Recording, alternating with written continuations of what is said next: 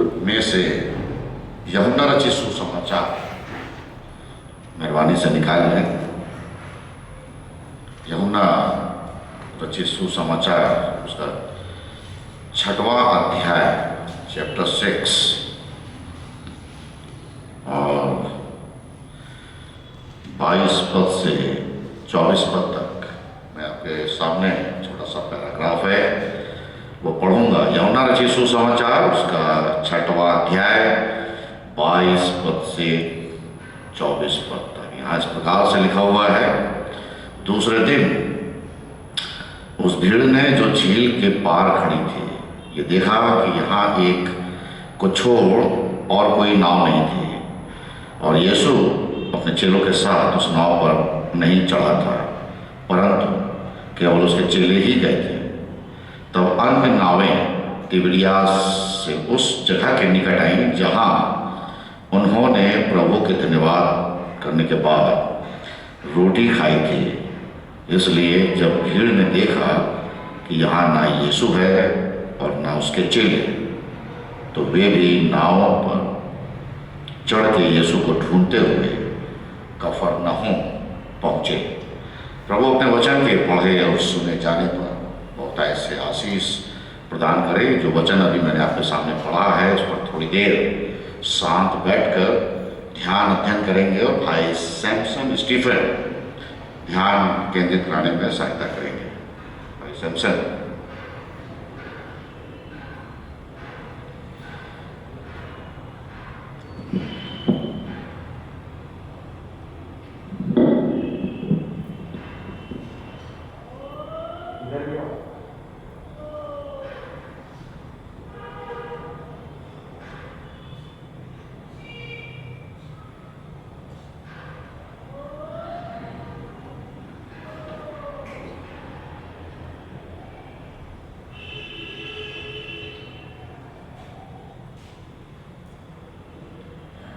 आइए हम सब लोग अपने आप को परमेश्वर के पाक कलाम के लिए तैयार करें और दुआ मांगे। महान समर्थी पिता, एक बार फिर से आपकी हुजूरी में आए हैं प्रभु। जब कुछ क्षण आपकी हुजूरी में आपके कलाम को सीखना चाहते हैं प्रभु, तो हमारी प्रार्थना आपसे प्रभु हम सबकी सहायता मदद करें, समझ ज्ञान से परिपूर्ण करें, आत्मा की अगुवाई दे प्रभु, ताकि हर एक शब्द जो यहाँ से बोला जाए वो आपकी प्रेरणा में हो प्रभु। और हम सब लोग आपके उस वचन के द्वारा जो जीवित कलाम है आज आशीषित होने वाले हो सके। हर एक चीज़ को आपके पाक हाथों में सौंपते हुए इस दुआ को प्रभु यीशु मसीह के नाम से मांगते हैं, आमीन।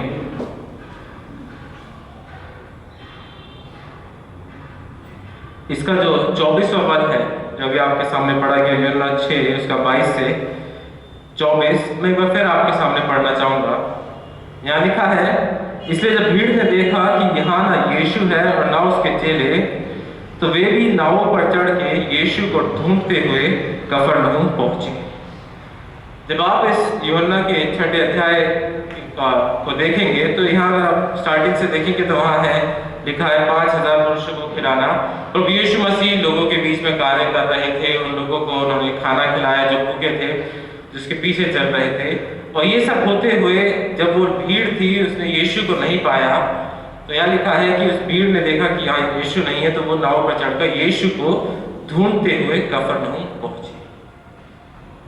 यहाँ भीड़ यीशु को ढूंढ रही है। एक बहुत ही, अगर हम एक जनरल वे पे बात करें, बहुत अच्छा सा सिनारियो है ना, कि हमें लोग हैं, प्रभु यीशु मसीह ने उन्हें खाना खिलाया और यीशु मसीह के पीछे उसके चेलों को ढूंढते हुए उसके पीछे चल रहे हैं। पर यहाँ जब आप उसके आगे पढ़ेंगे 26वें पद को, तो ये बहुत सुंदर सी एक जो दृष्टांत यहाँ सामने हमारे एक जो वर्णन है वो थोड़ा सा चेंज हो जाता है। यहाँ एक बहुत अच्छी सी स्टोरी है, पर जब वो 26वें पद में हम पहुँचते हैं तो वहाँ यीशु मसीह कहते हैं कि यीशु ने उन्हें उत्तर दिया, मैं तुमसे सच सच कहता हूँ, तुम मुझे इसलिए नहीं ढूंढते हो कि तुमने आश्चर्य कर देखे, परंतु इसलिए कि तुम रोटियां खाकर तृप्त हो। या प्रभु यीशु मसीह ने उनका जो ढूंढना था लोगों का उसको कंडेम कर दिया कि तुम मुझे ढूंढते तो हो, पर इसलिए नहीं ढूंढ रहे कि तुम्हारे साथ तुम्हारे जीवन में आश्चर्य कारण हुए हैं, पर तुम इसलिए ढूंढ रहे हो क्योंकि तुम्हारा पेट भर गया, तुम्हें रोटियां मिली, तुम भूखे, तुम्हें रोटियां मिली, तुमने खाया, तुम तृप्त हो गए, और अब तुम उसलिए मेरे पीछे आ रहे हैं। आज आप सबके सामने मैं एक सवाल ये रखना चाहता हूँ कि आज जब हम इस संसार में रहते हैं तो हम क्या ढूंढ रहे हैं? तो हम क्या ढूंढ रहे हैं? पहला सवाल यह है कि हम क्या ढूंढ रहे हैं, क्योंकि आप देखिए मनुष्य की दशा ऐसी है कि आज सुबह से उठ के रात के समय तक हम हर पहलू पे हर समय पर कुछ ना कुछ ढूंढ रहे होते हैं। बच्चे हैं, सुबह उठ के फोन ढूंढते कि अरे फोन कहाँ है मेरा, सबसे पहले फोन को ढूंढने लगते हैं।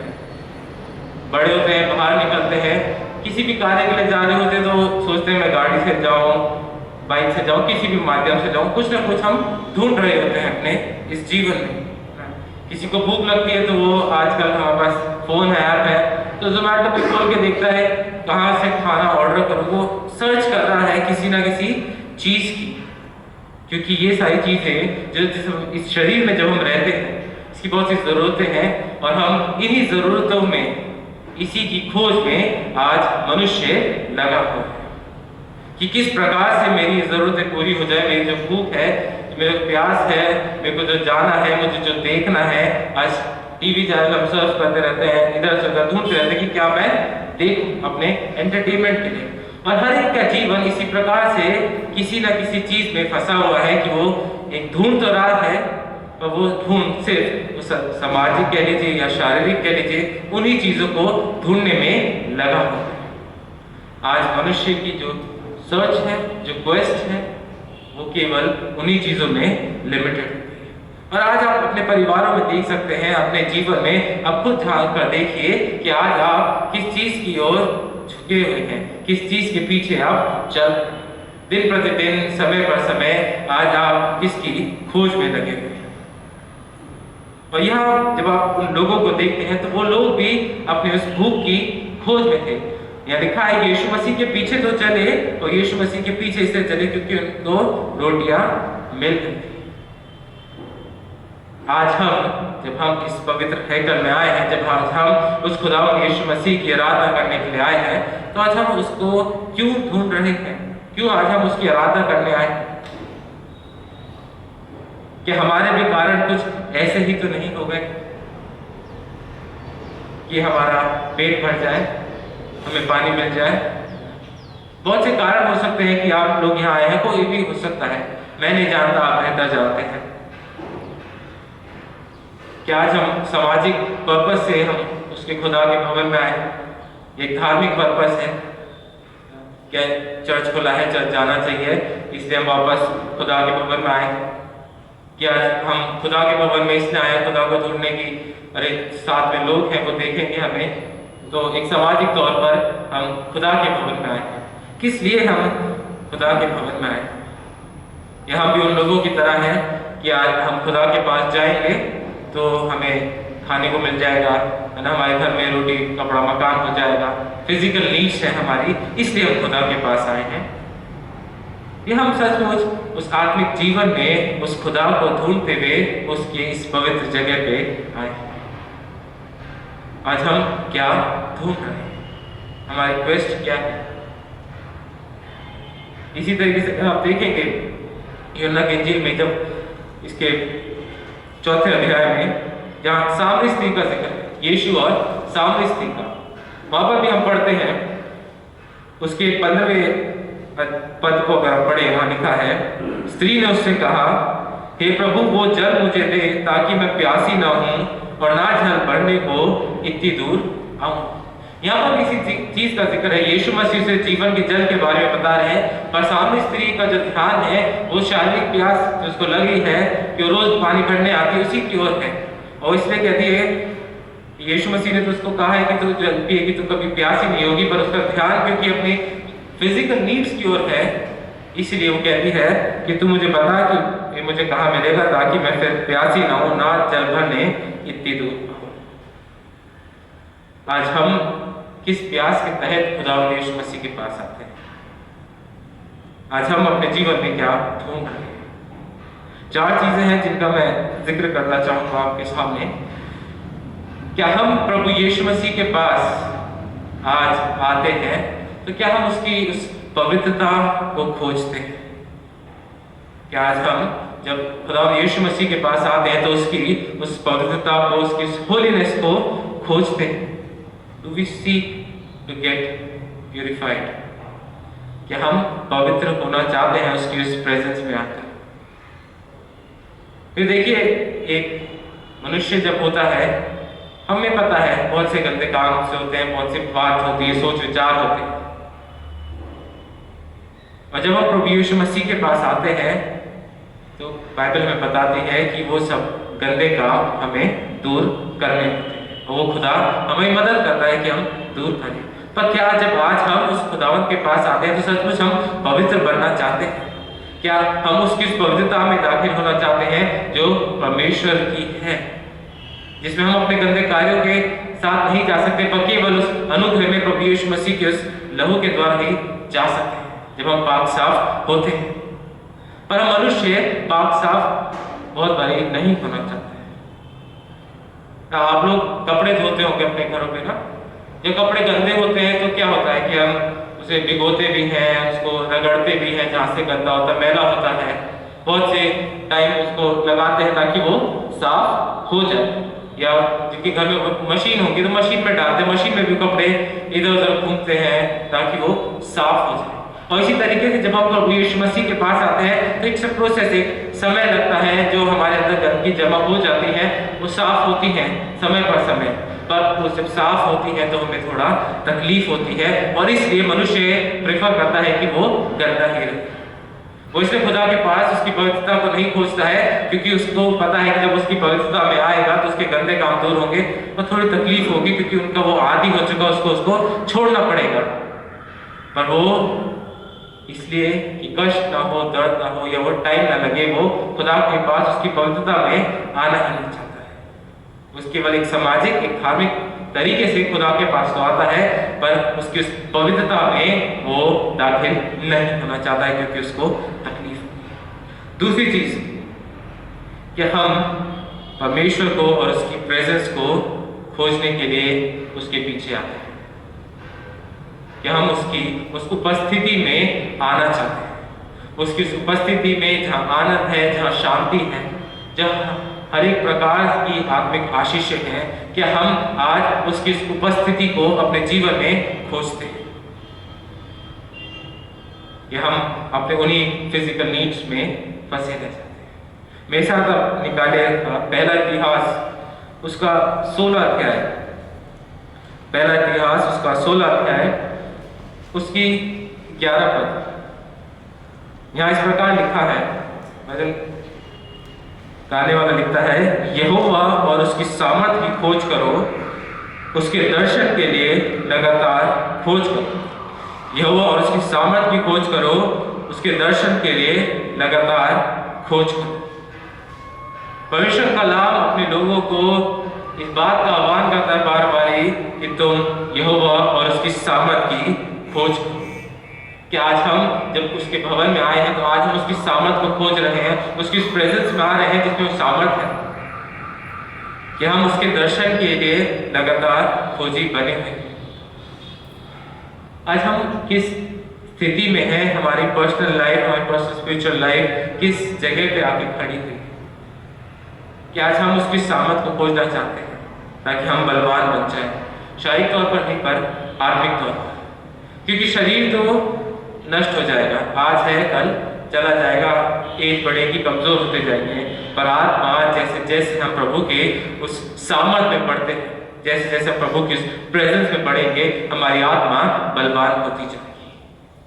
कि आज हम परमेश्वर की उस सामर्थ का अनुभव करना चाहते हैं, उसकी उस प्रेजेंस को हम खोज रहे हैं कि हमारा आत्मिक जीवन और बल बढ़ता रहे। या हम उसी शरीर की शारीरिक चीजों की खोज में रहेंगे जो आज है कल खत्म हो जाना है, शरीर कमजोर हो जाना है, कल नाश हो जाएगा। आज हमारी खोज किस तरफ बढ़ रही है? तीसरी चीज कि आज हम उसके उस राज्य की खोज कर रहे हैं। Are we seeking His kingdom? मत्ती उसका 6 उसका 33 में, ये आप सबको पता है, मैं आपके सामने पढ़ दूंगा। मत्ती उसका 6 उसका 33, प्रभु यीशु मसीह कहते हैं, इसलिए पहले तुम परमेश्वर के राज्य और उसके धर्म की खोज करो तो ये सब वस्तुएं भी तुम्हें मिल जाएंगी। प्रभु यीशु मसीह साफ साफ कहते हैं, अगर आप 31 पद से पढ़ेंगे तो वहाँ इन्हीं बातों का जिक्र है कि मनुष्य अपने फिजिकल नीड्स में, हम क्या खाएंगे, क्या पिएंगे, क्या पहनेंगे, इन्हीं में खोया रहता है, इन्हीं की कंफ्यूजन में रहता है, इन्हीं की चिंता में रहता है। और उन्हीं के लिए प्रभु यीशु मसीह कहते हैं कि तुम पहले परमेश्वर के राज्य और उसके धर्म की खोज करो तो ये सब वस्तुएं भी तुम्हें मिल जाएंगी। आज जरूरत है हमें कि हम अपना ध्यान, अपना क्वेस्ट हम खोजें परमेश्वर के उस राज्य को और उसके धर्म की खोज। तो ये सब चीजें जो सवाल है हमारे शारीरिक तौर पे, हमारे फिजिकल नीड्स है, सब चीजें खुदावंद यीशु मसीह अपने अनुग्रह में पूरी करता है। और आज जरूरत है हमें इस बात को देखने की, इस बात को समझने की कि हम उसके उस राज्य की खोज कर रहे हैं, क्या हम उसके उस धर्म की खोज कर रहे हैं। आज हमारे जीवन किस जगह पे खड़े हैं, क्योंकि जब हम प्रभु यीशु मसीह की उपस्थिति में आते हैं, उसके सामर्थ को खोजते हैं, उसके धर्म की पीछे चलते हैं, उसके राज्य के क्वेस्ट में रहते हैं, तो प्रभु यीशु मसीह के अनुग्रह में, उसकी सामर्थ में हम बलवंत होते जाते हैं। हमारी हर एक जरूरत को वो पूरा करता है। पर हम मनुष्य, हम दूसरी तरीके से कोशिश करते हैं, अपनी शारीरिक जरूरतों को पूरा करने के लिए लगे रहते हैं और परमेश्वर के राज्य को भूल जाते हैं। और इसलिए मनुष्य हरदम भूखा और प्यासा रहता है, क्योंकि वो प्रोसेस ही उल्टा चला है। और इसलिए देखेंगे जब से जवान होते हैं, बुजुर्गी के बाद भी हम खोजते रहते हैं अपनी फिजिकल नीड्स को। और प्रभु यीशु मसीह कहते हैं कि जब तुम मेरे पास आते हो, मैं तुम्हें वो जल देता हूँ जो कभी सूखेगा, तुम कभी प्यासे नहीं होगे। हम अपने आत्मा को क्या तृप्त करना चाहते हैं आज, कि हम अपने आत्मा की प्यास को बुझाना चाहते हैं, आत्मा की भूख को मिटाना चाहते हैं।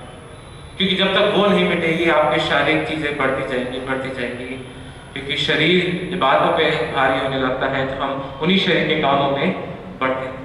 आज जरूरत है कि हम अपने आत्मिक जीवन में प्रभु यीशु मसीह को खोजें, उसकी सामर्थ को खोजें, उसके उस पवित्रता को खोजें, उसके उस राज्य को खोजें। चौथी और आखिरी चीज जो आपके सामने रखना चाहता हूं मैं, वो है नॉलेज ऑफ गॉड, खुदा का ज्ञान। आप अगर निकालेंगे होशे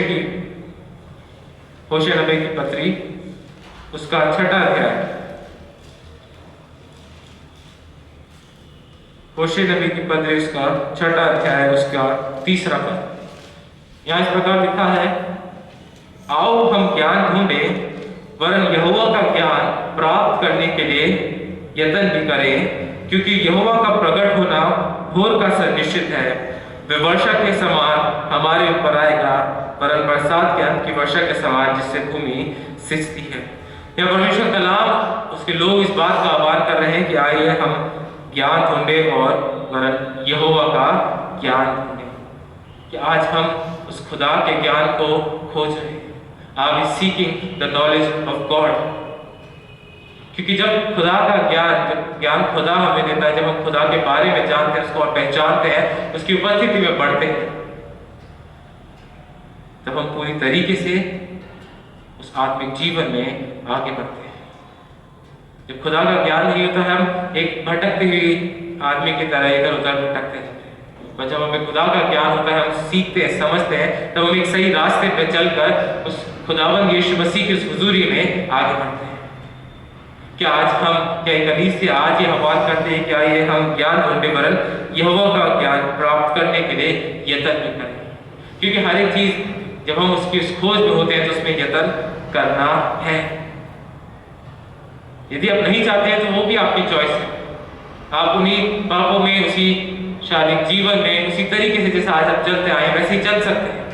पर यदि आप सचमुच उस आत्मिक जीवन में आगे बढ़ना चाहते हैं, सचमुच आप खुदा यीशु मसीह की खोजी हैं, तो आज यत्न करना पड़ेगा। और यत्न करना पड़ेगा उसकी उपस्थिति में आने का, उसकी उस पवित्रता को खोजने का, उसके उस ज्ञान को खोजने का, उसके सामर्थ को खोजने का, ताकि जब हम इन सब चीजों में, उस ज्ञान में हम आगे बढ़े, तो हमारा जीवन, हमारा परिवार का जीवन प्रभु यीशु मसीह की आशीषों से भरता जाए। क्योंकि जो कोई प्रभु यीशु मसीह के पास आता है वो खाली हाथ नहीं लौटता है। वो देने वाला खुदा है। वो शायद चाहता है कि हम उसके पास आए, उसको ढूंढें, और जब हम प्रभु यीशु मसीह को ढूंढते हैं, उसकी उस प्रेजेंस को ढूंढते हैं, तो वो हमें अपने उस सामर्थ से, अपने उस ज्ञान से, उस प्रेजेंस से फिल करता है। और जब हम उससे भर जाते हैं तो हमारा आत्मिक जीवन एक नए लेवल पे पहुंचता है। और फिर हम अपने शरीर की चिंता नहीं करते हैं क्या खाएंगे क्या पिएंगे, क्योंकि तब हमें मालूम है कि जिसकी हम खोज में है वो ये सब चीजें मुहैया कराने वाला खुदा है, क्योंकि सब चीज उसी ने बनाई है। शरीर उसने बनाया है, संसार उसने बनाया, वो हर एक चीज हमें मुहैया कराएगा, बशर्ते हम उसकी खोज में रहें, क्योंकि खुदा अपने खोजियों को रिवॉर्ड करता है। हमेशा प्रभु यीशु मसीह अपने खोजे को रिवॉर्ड करता है। एक आखिरी वर्ष आपके सामने पढ़ूंगा, फिर इसको खत्म करेंगे। मेरे साथ निकालेगा इब्रानियों उसका 11 अध्याय, इब्रानियों उसका 11 अध्याय उसका 6 पद, इब्रानियों उसका 11 उसका 6 पद। यहाँ इस प्रकार लिखा है, और विश्वास बिना उसे प्रसन्न करना अनहोना है, क्योंकि परमेश्वर के पास आने वाले को विश्वास करना चाहिए कि वो है, और वो अपने खोजने वालों को प्रतिफल देता है। ये मैं नहीं कह रही, परमेश्वर का पाक कलाम कह रहा है कि आप इस बात में ईमान रखते हैं कि जो ये कलाम कह रहा है वो मेरे लिए है, मेरे जीवन में कारगर होगा, क्योंकि मैं ईमान रखता हूँ प्रभु यीशु मसीह पे। तो ये कह रहा है कि वो अपने खोजने वालों को प्रतिफल देता है। आइए आज हम उसे यत्न से ढूंढे। मत्ती 7:7 में लिखा है, ढूंढो तो तुम पाओगे। क्या आज हम ढूंढना चाहते हैं? और इसी सवाल के साथ आज का ये पाक कलाम हम समाप्त करेंगे कि आज आप ढूंढना चाहते हैं, क्योंकि वो अपने खोजों को प्रतिफल देता है। आइए हम प्रार्थना करें। सर्वशक्तिमान दयालु पिता, आपकी हुजूरी में आते हैं प्रभु, बड़ी नम्र दिल के साथ आपको पुकारते हैं प्रभु जी, और इस ईमान के साथ कि जब हम अपनी खोज में आते हैं, आपके उस पवित्र उपस्थिति में आते हैं प्रभु, तो आप हमें अपनी सामर्थ से भरते हैं प्रभु। और इस समय हम उस सामर्थ से भरना चाहते हैं प्रभु जी, हमारे अगुवाई करें, ताकि हम अपने इस जीवन में अपनी शारीरिक चीज़ों को छोड़कर प्रभु उस आत्मिक जीवन में आपकी उस पवित्रता को, आपकी उस सामर्थ को, आपकी उस प्रेजेंस को खोजने वाले हो सके प्रभु। हमारी सहायता मत करें, हम कमजोर हैं पर आप बलवान हैं प्रभु, और आपकी सामर्थ जब हम पर होती है प्रभु तो हम हर एक चीज़ कर सकते हैं प्रभु। हर एक चीज़ को या मौजूद हर एक शख्स को आपके पाक और पवित्र हाथों में सुपुर्द करते हुए इस दुआ को प्रभु यीशु मसीह के नाम से मांगते हैं, आमीन।